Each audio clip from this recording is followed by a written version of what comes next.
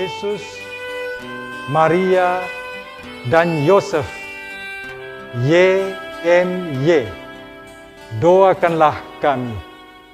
Saudara-saudari terkasih dalam Tuhan Yesus Kristus, gereja hari ini mengundang kita sekalian untuk merayakan pesta keluarga kudus.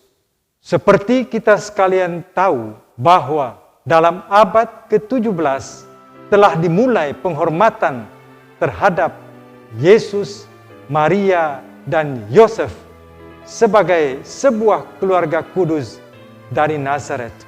Tiga pribadi yang menyatu dan membentuk sebuah keluarga teladan untuk masyarakat waktu itu dan bahkan untuk sekarang dan yang akan datang. Kemudian secara resmi dalam tahun 1921, seluruh gereja merayakan pesta keluarga kudus.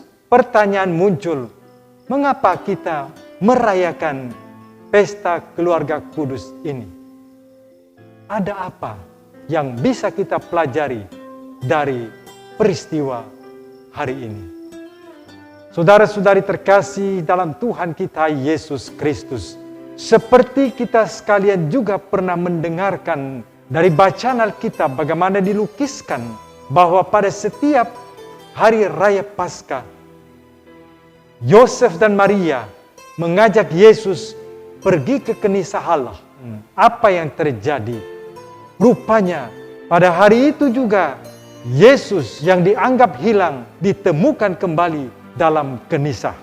Saudara-saudari terkasih dalam Tuhan Yesus Kristus, dari peristiwa ini tampak bahwa Yosef dan Maria peduli memperhatikan anaknya Yesus, dan Yesus selalu ada dalam hati mereka, dalam pikiran mereka, dan dalam hidup mereka.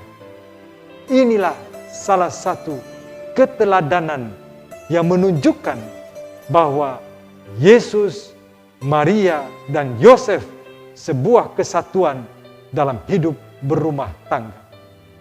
Saudara-saudari terkasih dalam Tuhan Yesus Kristus, kisah Injil menampakkan bahwa keluarga Nazaret menghadirkan Bapa Surgawi, dan kehadiran Bapa Surgawi ini juga mengubah suasana dalam keluarga menjadi kudus adanya.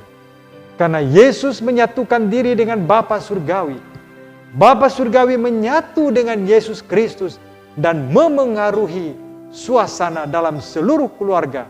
Dan seluruh keluarga Yesus, Maria, dan Yosef mengalami kekudusan dan membawakan sebuah aroma kekudusan dalam hidup sehari-hari.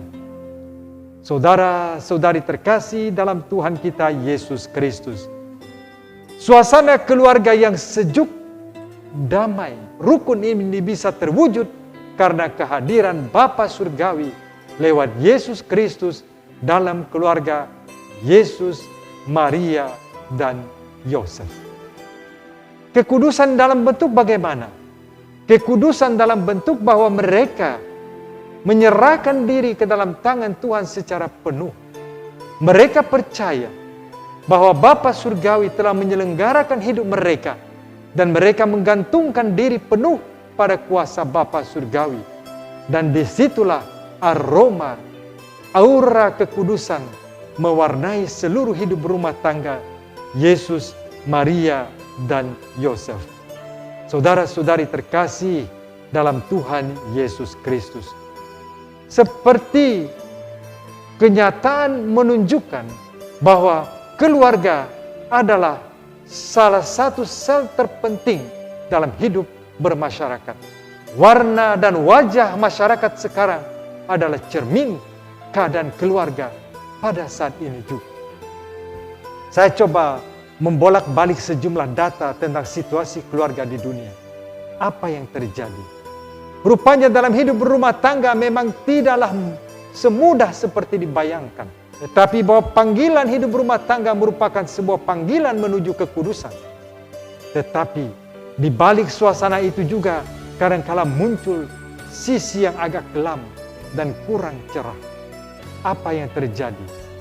Misalnya di Amerika Serikat sejak tahun 1970-an, jumlah keluarga yang retak berantakan 2 kali lipat. Sementara itu di Inggris, Korea Selatan, dan juga di Norwegia 3 kali lipat jumlah keluarga yang berantakan dan kacau balau. Lalu bagaimana dengan daerah kita di Indonesia ini? Yang jelas ialah, saudara-saudari terkasih dalam Tuhan Yesus Kristus, data terakhir sampai Juni 2021 dari Dukcapil Nasional, bahwa jumlah keluarga yang mengalami keadaan berantakan kacau balau 3,97 juta jumlahnya. Dan ini bisa kita katakan sekitar 1,47% dari seluruh penduduk Indonesia, sekitar 272 juta lebih. Nah, keadaan ini juga suatu suasana yang sebenarnya memprihatinkan. Suasana yang membuat kita menjadi pilu, dan suasana yang membuat kita bertanya, mengapa terjadi demikian? Banyak alasan dan banyak faktor yang terjadi. Antara lain karena krisis nilai. Krisis nilai dalam hidup berumah tangga yang melanda dari waktu ke waktu menurut perkembangan zaman. Misalnya, krisis nilai kejujuran, krisis nilai ketulusan, krisis nilai dalam hal saling menghormati, mau mengerti satu dengan yang lain. Belum lagi ditambah dengan perkembangan dunia teknologi modern seperti sekarang ini. Segala fasilitas komunikasi modern, dari satu sisi kita bisa anggap positif, dari sisi lain kita anggap negatif.